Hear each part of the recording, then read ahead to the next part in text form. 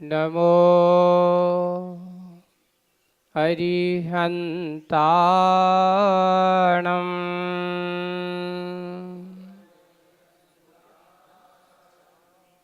नमो सिद्धाणम्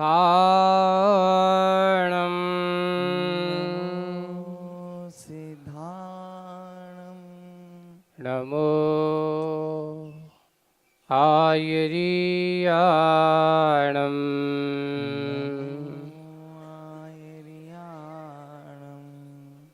नमो वज्झायाणम्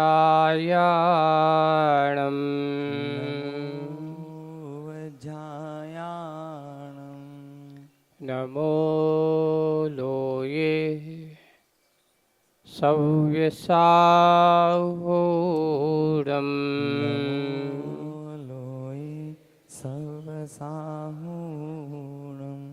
बोलिए पंच परमेश्वरी भगवंतों की जय हो।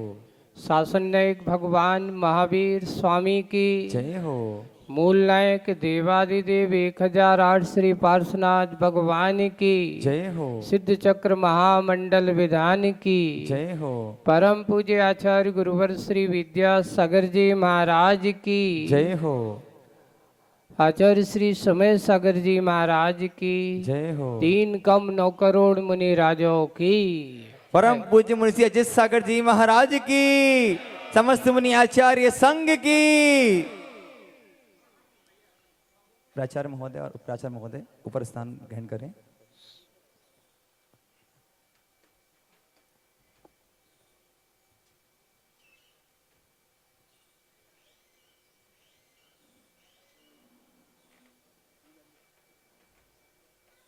आज प्रसंगवश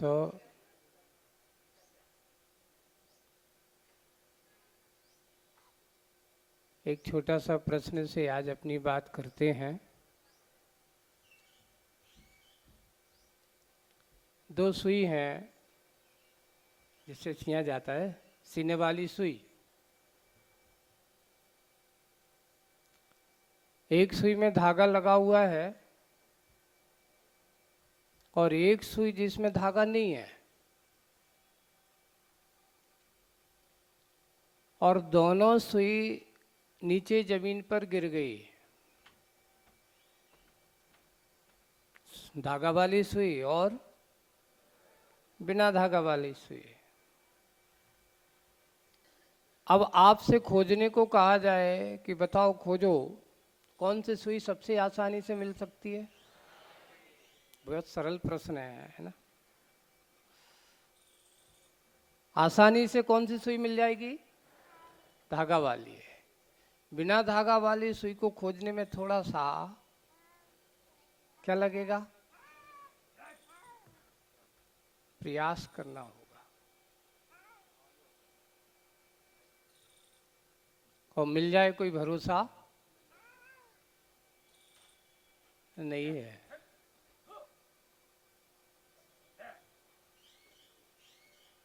एक धागा के प्रभाव से खोई हुई सुई को मिलने में जैसे आसानी होती है, वैसे ही हमारे आचार्यों ने कहा है ये मनुष्य जीवन भी एक सुई की भांति है। कैसा है? सुई की भांति है।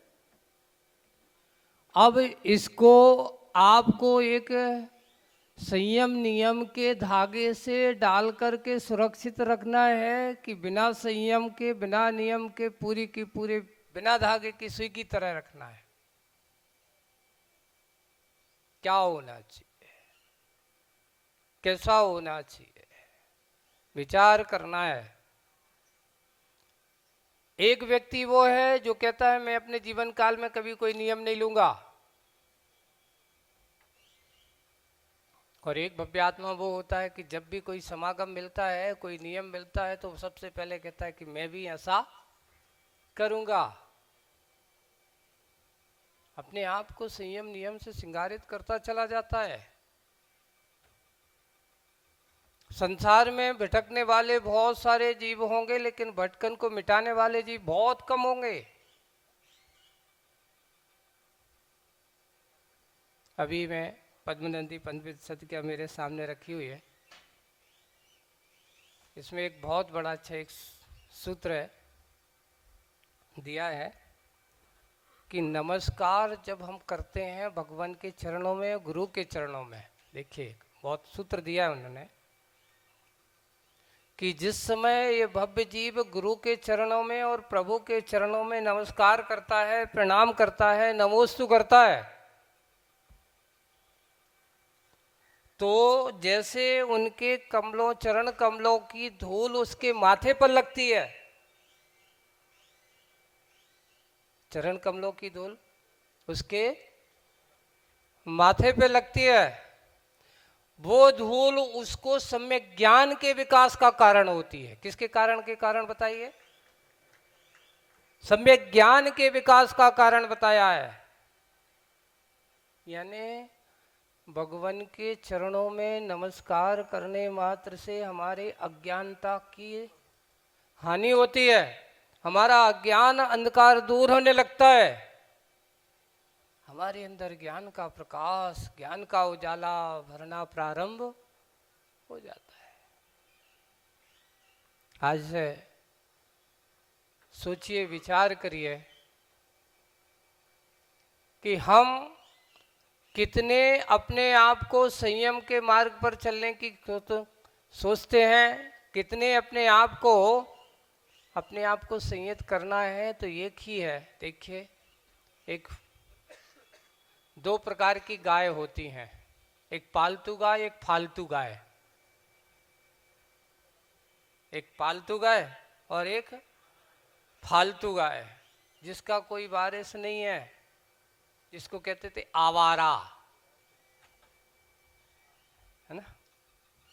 पालतू गाय होगी तो कोशिश करना, देखना, गौर करना, उसके मुंह पर, चेहरे पर कोई रस्सी बंधी होगी, उसके गले में कुछ ना कुछ पट्टा रस्सी बंधी होगी, कुछ ना कुछ ऐसा प्रतीक जरूर मिलेगा कि भाई ये गाय फालतू नहीं है, ये क्या है? पालतू है। और जो फालतू गाय होती है उसके चेहरे पर, उसके गले में कोई रस्सी नहीं होती, कोई बंधन नहीं होता, कहते भैया लगता है ये तो कोई आवारा है। देखिए, अब आप सोचेंगे पालतू गाय को देख करके कोई दूसरा क्या करता है? नहीं भाई ये अपनी नहीं है, ये तो किसी और की है, उसका कुछ ना कुछ स्वामी है, उसका कोई ना कोई अस्तित्व है, उसना कोई ना कोई पालनहारा है। लेकिन जिसका कोई पालनहारा नहीं है, जिसका कोई भी रखवारा नहीं है, ऐसे ही उस गाय का भी कोई पतियार जहाँ भी जाती है तो उसका कोई भी मान सम्मान नहीं होता। वैसे ही बंधो, हमारा जीवन पालतू है कि फालतू है? अगर हमने अपने आप को संयम नियम से श्रृंगार करता समझ लेना, हमारा जीवन फालतू नहीं, फालतू है। एक छोटा सा भी नियम अगर हमारे पास है, एक छोटा सा संकल्प भी हमने लेकर के रखा है, वो संकल्प आपको इस संसार के भटकन से, संसार के दलदल से निकालने का कारण हो जा सकता है। लिखा है कि जिसने श्रावक की पर्याय में आकर के मात्र अष्टमूल गुण का संकल्प लिया हो, सप्त व्यसन का त्याग किया हो, प्रतिदिन भगवान के मंदिर में जाकर के अपना मस्तक रख करके अपनी भक्ति भाव के साथ उनके चरणों में अपने आप को नतमस्तक करता हो, वह मनुष्य कभी संसार की नरक निगोद की यात्रा के दलदल में फंस नहीं सकता, निगोद की यात्रा नहीं कर सकता। मात्र इतना संकल्प, कोई बड़ी बात नहीं है। अगर आपसे पूछा जाए अष्टमूल गुण क्या होते, तो आप कहोगे मध्यमास 5 पापों का त्याग और मध्यमास मधु का त्याग। कितना छोटा सा नियम है अष्टमूल गुण। या फिर एक दूसरे आचार्य की है अपेक्षा से कहते हैं 5 उदंबर फल का त्याग, मध्यमास मधु का त्याग, और सरल हो गया। दोनों के कथन में अंतर है। अब आपसे पूछा कि तुमने कभी पीपल का फल खाया? खाने की जरूरत है? बड़ के फल का त्याग, बड़ खाया, उमर खाया, पाकर खाए? बोले कि कभी नहीं खाए। त्याग है? बोले कि त्याग नहीं। क्योंकि मैंने आज तक संकल्प पूर्वक किसी गुरु के पास जाकर के अष्टमूल का संकल्प नहीं लिया। अच्छा, कौन कौन ने लिया है यहाँ अष्टमूल का संकल्प वाले? हाथ उठाना। लिया हो, और जिनका नहीं है उनके आज ले सकते हैं। अच्छा, कौन कौन लेना चाहता अष्टमूल के संकल्प? बस अभी भी कई दुविधा में पड़े, कहीं खाने में आ गए तो हमारा नियम क्या हो जाएगा। मध्यमास मधु का अष्टमूल गुण में देखिए 5 उदंबर फल। 5 उदंबर फल कौन कौन से हैं? बड़, पीपल, उमर, पाकर और कठुमर। ये 5 उदंबर फल हैं जिनको आपने कभी खाया नहीं, देखा तक नहीं होगा अहमदाबाद वालों ने, है ना। और मध्य मास मधु, सोच कर लेना। मध्य, मध्य में अर्थात क्या आता है? शराब। अकेली शराब नहीं आती है, ध्यान रखना। तंबाकू भी मद्यपान में आती है, बीड़ी भी मद्यपान में आती है, सिगरेट भी मद्यपान में आती है, और चाय भी मद्यपान में आती है। अब तो कठिन हो गया महाराज अष्टमूल गुण, अब नहीं ले सकत, है ना। अब तो हाथ ही जुड़ाए हुए करे। क्यों? चाय भी आपने कह दिया।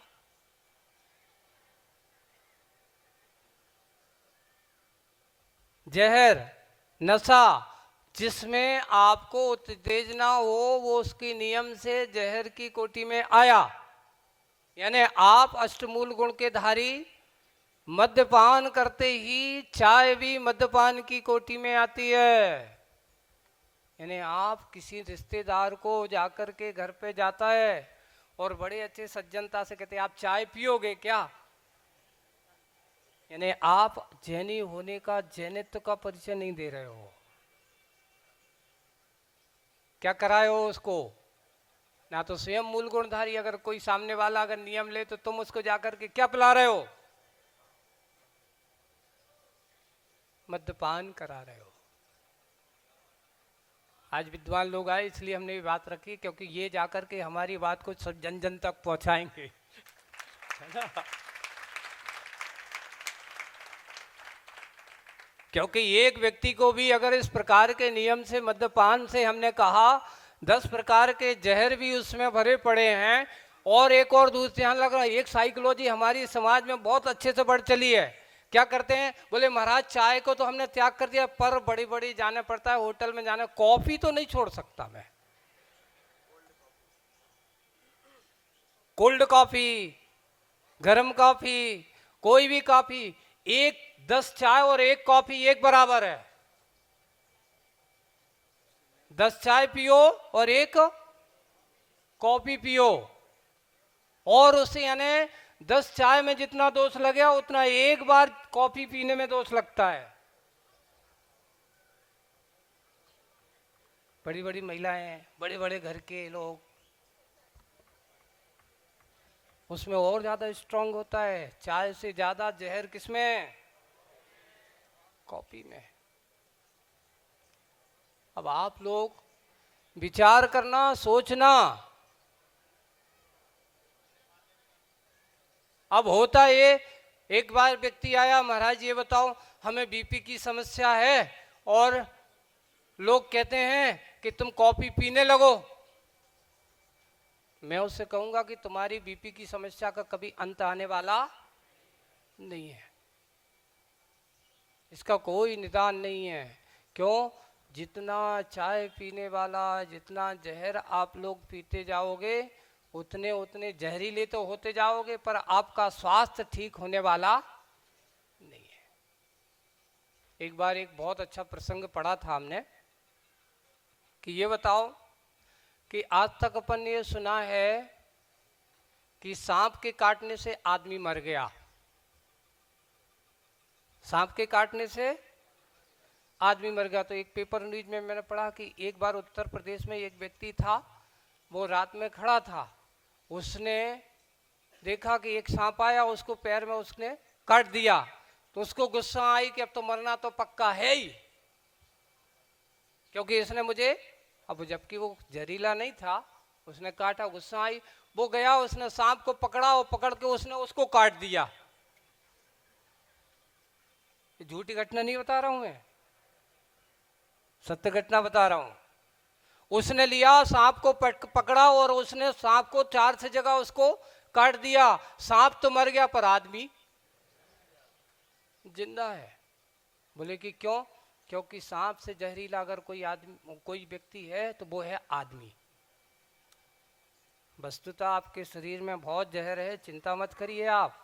ये बात एक अलग है कि आदमी, जैसे सांप का जहर सांप के ऊपर प्रभावकारी नहीं होता है ना, सांप को काट दे तो सांप को जहर नहीं चढ़ता, वैसे ही हम क्या होते हैं, एक दूसरे को काट देते तो अपने पास इतनी क्षमता होती कि वो आपको इतना नहीं होता। लेकिन अगर यह मनुष्य दूसरों को काट दे तो इसका जहर उसको प्रभावी इतना हो जाएगा कि जहरीला सांप भी मर जाता है। इतना जहरीला कौन है? और ऊपर से चाय कॉफी और तम्बाकू और शराब का जहर और पी ले।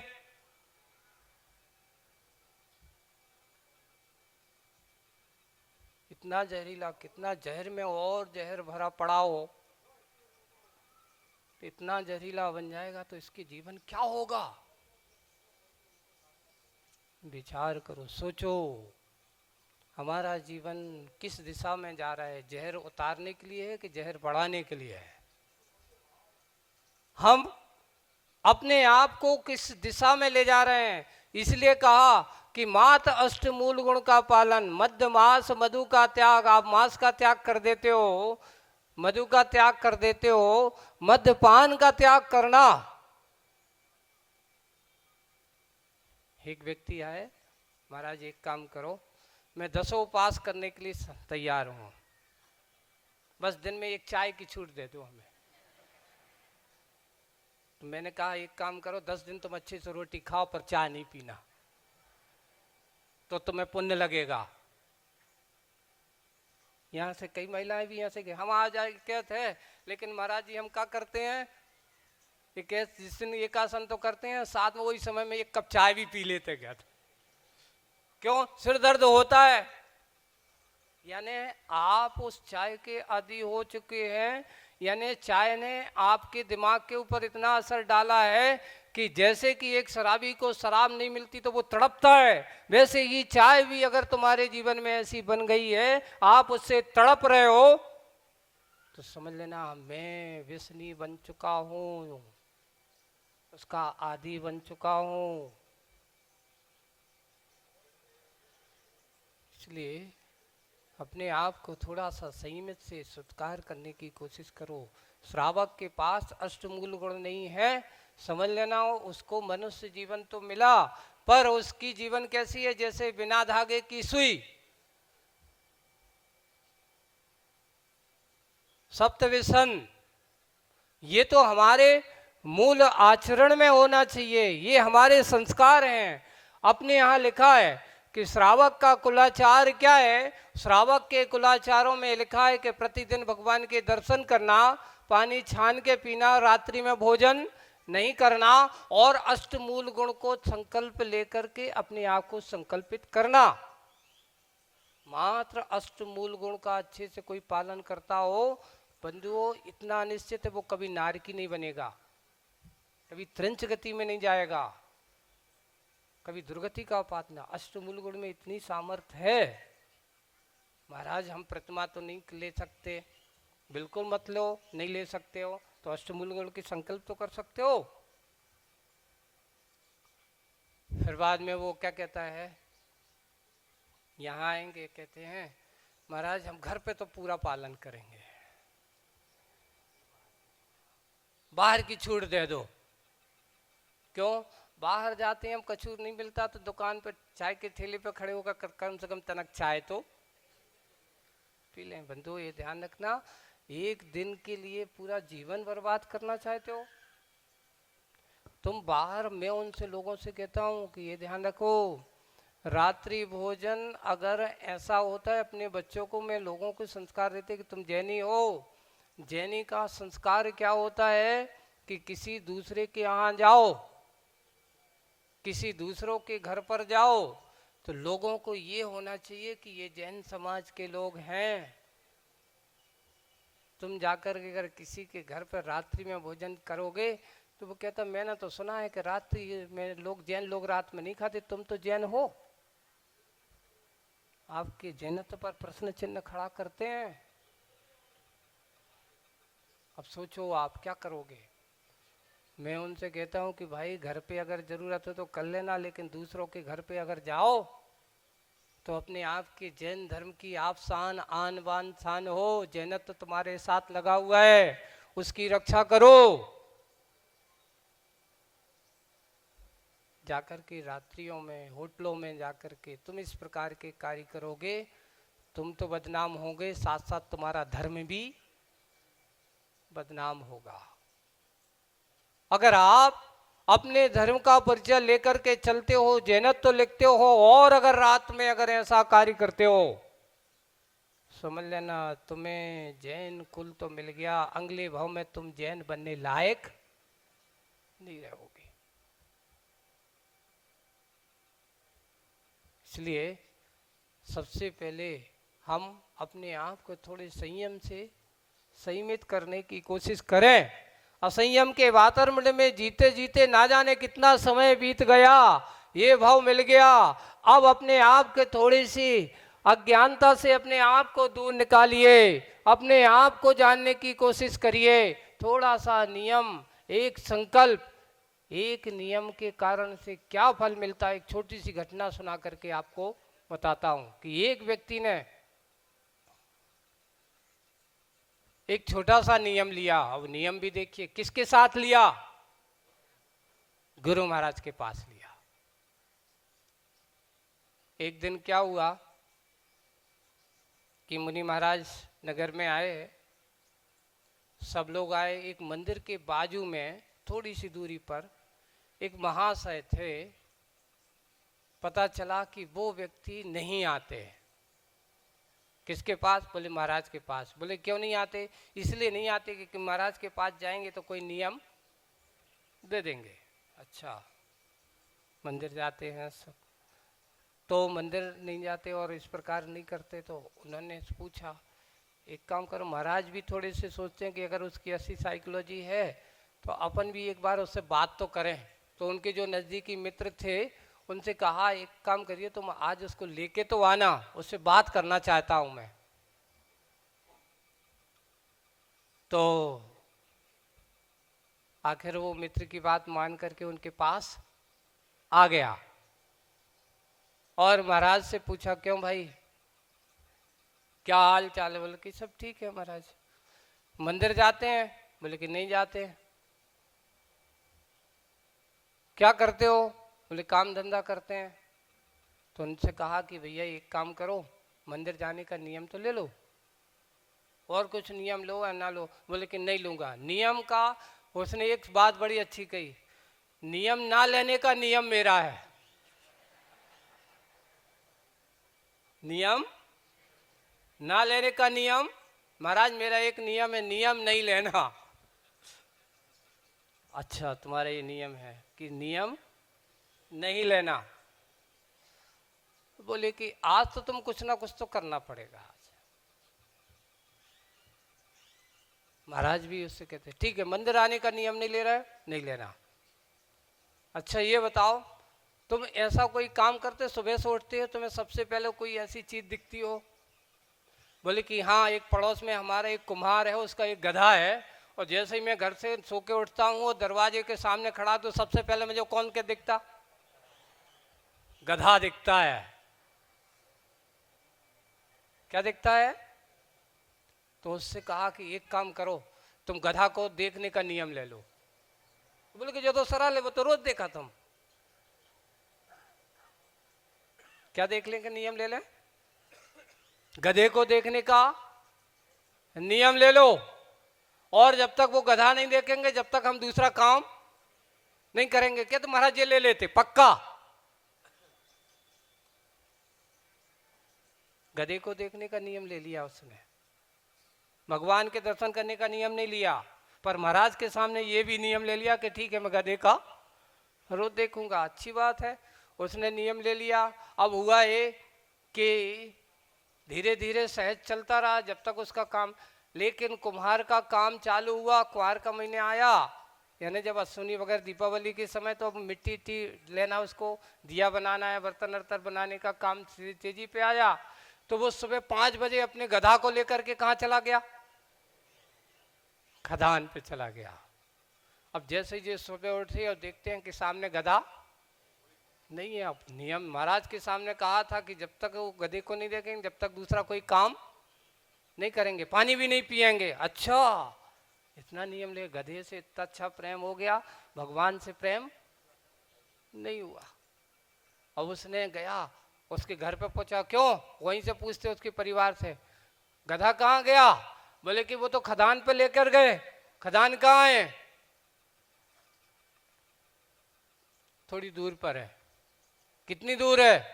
चलो आज तो नियम तो देखना है, चलना है। संयोग देखिए, नियम का फल मिलने वाला है।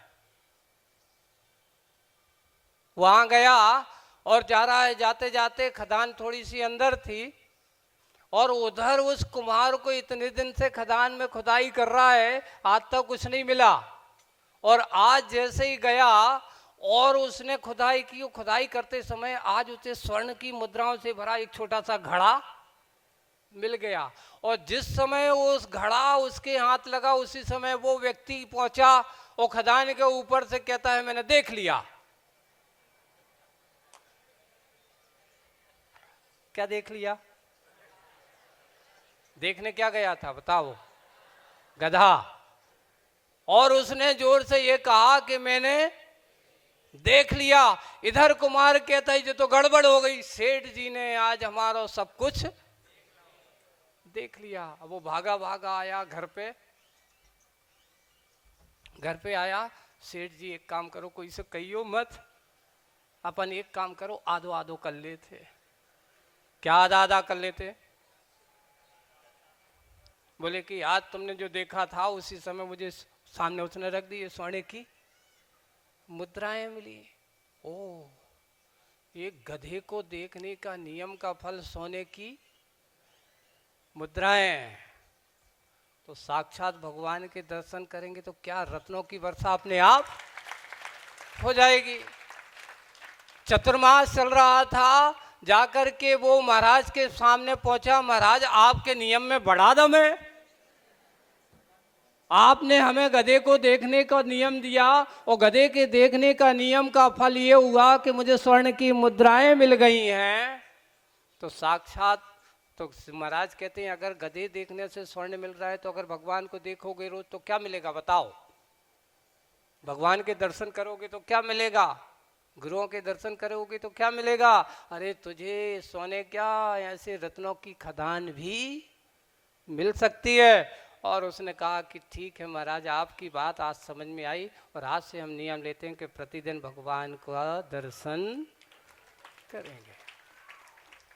तो कभी कभार व्यक्तियों को समझाने के लिए ऊट पटांग नियम भी देना पड़ते हैं। ऐसे भी होते हैं, सुधारने का काम होता है। एक बार एक सज्जन थे और उनसे कहा, वो कहते महाराज हम सूर्योदय के समय नहीं उठ सकते, हमके उठने का नियम ले लो, है ना? तो वो फिर क्या है, नहीं बहुत नींद आती, तो एक काम करो, अलार्म लगा दो कि इतने बजे सूर्योदय होता है, और अलार्म लगा करके सूर्योदय के समय जैसे ही अलार्म बजे उठो और देख करके आओ। भला ही तुम फिर एक नवोरी अंताणम का पाठ करना, 9 बार नवोकार मंत्र पढ़ना, और फिर तुम्हें अगर नींद आती तो फिर सो जाना जरूर चाहे, लेकिन पहले उठने का नियम तो ले लो। अब हुआ ये कि जैसे ही उसने ऐसा किया और उसके बाद उसने 2-4 दिन तो ऐसा किया और सो गया। फिर कहते महाराज आपने कोई जादू कर दिया, उसके बाद तो नींद ही नहीं आ रही हमारी। नींद उड़ गई, नमो हरिहंताड़म का पाठ 9 बार पढ़ते हैं, उठते हैं और उसके बाद हम लेटते हैं, फिर नींद नहीं लगती। मैंने कहा ये तो उसका नहीं, ये नमो हरिहंताड़म का चमत्कार है, एक बार अच्छे मन से पढ़ के तो देखो। बंधुओं, आज आप लोगों को जो बताया गया कि जो कुछ भी हो, अपने आप को थोड़े से संयम के नियम के सूत्र में ढाल करके रखो। बिना धागे की जैसे सुई का कोई पतियार नहीं होता, जैसे फालतू गाय का कोई पतियार नहीं होता। पालतू गाय के स्वामी हुआ करते हैं, धागे वाली सुई का कोई ना कोई अस्तित्व हुआ करता है। वैसे नियम संयम के साथ चलने वाले व्यक्ति का भी अस्तित्व हुआ करता है। उसका निगोज जैसे जहाँ पराश्रित होकर के जीवन जीने वाला नहीं होता। आज का ये प्रसंग आप सब लोगों को सिद्ध चक्र महामंडल विधान के इस पावन प्रसंग पर ये प्रेरणा, ये वाहन आप सबको लिखा कि जीवन में बने तो अपना ये माथा, अपने इस माथे पर सच्चे देव शास्त्र गुरु की चरणों की रज लगाते रहोगे, तुम्हारी अज्ञानता दूर होती रहेगी, सम्यक ज्ञान का विकास होगा। और जहाँ सम्यक ज्ञान का विकास होगा तो वह सम्यक ज्ञान नियम से चारित्र्य के रूप में फलीभूत होता है। और फलीभूत होगा वो कभी पतन के गर्त में जाकर के नहीं गिरेगा। बस अपना भविष्य पतन की ओर ना जाए, इसी भावना के साथ बोलिए परम पूज्य आचार्य गुरुवर श्री विद्यासागर जी महाराज।